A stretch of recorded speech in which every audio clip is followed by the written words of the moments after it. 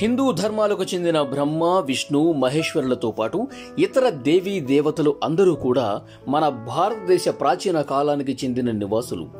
భగవంతునికి జన్మ ఉంటుంది అని ఖచ్చితంగా చెప్పలేం, కానీ భగవంతుని అవతారాల పునర్జన్మ ప్రాచీన భారతదేశంలోనే జరిగింది. భగవంతుని విష్ణు అవతారం, శ్రీరాముని అయోధ్యలో జన్మ, శ్రీకృష్ణుని మధురలో జన్మ. అంతేకాదు భగవంతుని శివ అవతారం ఆంజనేయుడు, పరశురాముడు వీళ్ళంతా కూడా ప్రాచీన భారతదేశ గడ్డపైనే జన్మించారు. ఈ విషయం విన్న వాళ్ళందరికీ హిందూ ధర్మాలకు చెందిన దేవతలందరూ భారతదేశంలోనే ఎందుకు జన్మించారు అనే సందేహం కలగవచ్చు. మనం ఈ వీడియోలో ఈ సందేహం గురించి పూర్తిగా తెలుసుకునే ప్రయత్నం చేద్దాం. హిందూ ధర్మాలకు చెందిన ప్రాచీన గ్రంథాలలో ఏం రాసి ఉందంటే, విశ్వమంతా ఒక కుటుంబం అని రాసి ఉంది.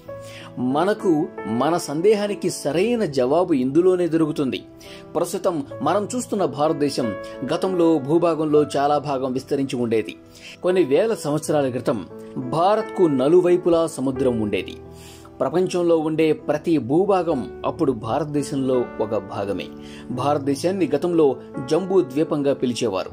అయితే క్రమేణా జంబూ ద్వీపం భూభాగం తగ్గుతూ వచ్చింది. ఇప్పటి నుంచి 1000 సంవత్సరాల క్రితం వరకు అఖండ భారత్గా పిలువబడేది. 11వ శతాబ్దంలో స్వామి వేదవ్యాస్ ద్వారా వ్రాయబడిన మార్కండేయ పురాణంలో అఖండ భారతదేశానికి సంబంధించిన సమాచారం స్పష్టంగా ఉంది. ప్రస్తుతం స్వతంత్ర దేశాలుగా ఏర్పడ్డ ఆఫ్ఘనిస్తాన్, పాకిస్తాన్, నేపాల్, బంగ్లాదేశ్, మయన్మార్, భూటాన్ అన్ని భారతదేశంలో ఉండేవి. ప్రాచీన భారతదేశాన్ని మెరువర్ష అనే పేరుతో పిలిచేవారు. మెరువర్షలో ఎందరో దేవీ దేవతలు జన్మించి నివసించారు. మార్కండేయ పురాణ గ్రంథాల ప్రకారం మెరువర్ష్ పశ్చిమ భూభాగంలో ఉండే హిమాలయాల్లో బ్రహ్మదేవుని నివాసం ఉంది. ఆ ప్రాంతం బ్రహ్మపురిగా గుర్తింపు పొందింది. ఈ బ్రహ్మపురి చుట్టుపక్కల ప్రాంతాల్లోనే దాదాపుగా 8 మంది దేవతలు జన్మించి నివసించారు. వీరిలో ఇంద్రదేవుడు కూడా ఉన్నాడు. మేరువర్షను ఆర్యవర్గం అని కూడా పిలిచేవారు. ఇన్ని పేర్లతో పిలువబడే ప్రాంతం చివరకు భారతదేశంగా ఎలా మారింది అనే సందేహం అందరిలో కలుగుతుంది కదూ.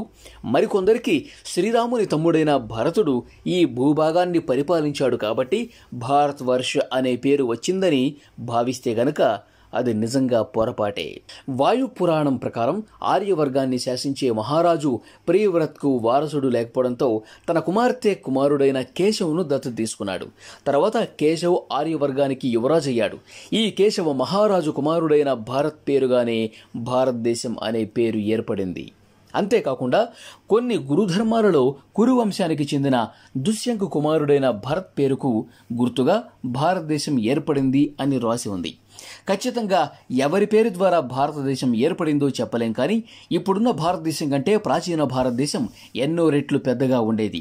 ఆ ప్రాచీన భారతదేశంలో ప్రస్తుతం భారతదేశం చుట్టూ ఉండే దేశాలన్నీ కూడా భూభాగాలుగానే ఉండేవి. ఈ దేశాలన్నింటినీ కలిపి అఖండ భారతదేశం అని పిలిచేవారు. ప్రాచీన భారతదేశానికి చెందిన దేవీ దేవతలు, శిల్పాలు, అద్భుతమైన మందిర కట్టడాలు ప్రపంచమంతా వ్యాపించాయి. ఇండోనేషియా, థాయిలాండ్ లాంటి దేశాలలో ఒకప్పుడు హిందూ ధర్మమే ఉండేది. హిందూ ధర్మాలకు సంబంధించిన గుర్తులు, మందిరాలు, అద్భుత విగ్రహాలు ఆ దేశాలలో ఇప్పటికీ ఉన్నాయి. ప్రపంచంలోనే అతి పురాతన మందిరాలలో ఒకటైన పరమానంద మందిరం ఇండోనేషియాలోనే ఉంది. ఇక్కడ బ్రహ్మ, విష్ణు, మహేశ్వర విగ్రహాలకు పూజలు జరుగుతూనే ఉంటాయి. ఈ మందిర నిర్మాణం 1200 సంవత్సరాల క్రితం జరిగిందని పరిశోధనల ద్వారా తెలిసింది. ఇండోనేషియాలో ఇంకా తమన్ సరస్వతి దేవాలయం, సింగ్ షెరిష్ శివ మందిరం ఉన్నాయి. వీటి సంరక్షణ ఇండోనేషియా ప్రభుత్వం ఇప్పటికీ చేస్తూనే ఉంది. ఇండోనేషియా ప్రజలు ఈ మందిరాలను తమ దేశానికి చెందిన పురాతన ఇతిహాసాలుగా భావిస్తారు. థాయిలాండ్ రాష్ట్రీయ చిహ్నం పరిశీలిస్తే ఈ దేశానికి రాష్ట్ర చిహ్నం గరుడదేవుడు. అంతెందుకు, తవ్వకాలలో మెక్సికోలో కూడా గణేష్ మరియు మహాలక్ష్మికి చెందిన పురాతన విగ్రహాలు బయటపడ్డాయి. దీన్ని బట్టి మెక్సికోలో కూడా ప్రాచీన కాలంలో హిందూ దేవతలను ఆరాధించేవారు.